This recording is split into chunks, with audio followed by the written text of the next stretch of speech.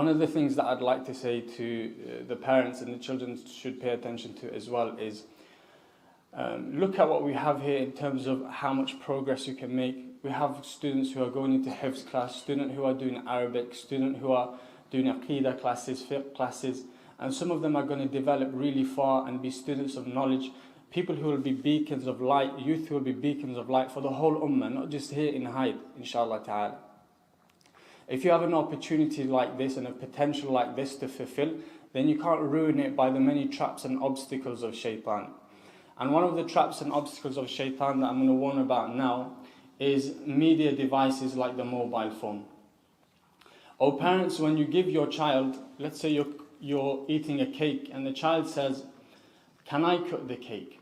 You then hand him a knife. When he has the knife, you watch him carefully as he cuts the cake. Because the knife, it can be used to cut the cake, and also the child can accidentally cut himself.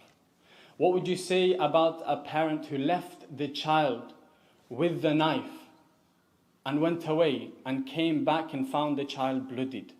Wouldn't that be a terrible situation? The dhunya of the child is ruined, for now he may have a defect in his arm. Perhaps he could even lose his life. But by Allah, the phone can be much worse.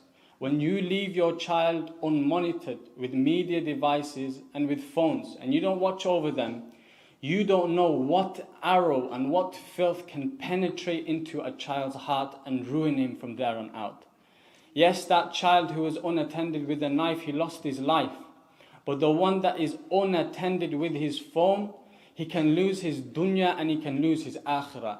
And the one who is to be blamed for such a thing is the one who left him unmonitored, the same way he was left unmonitored with the knife.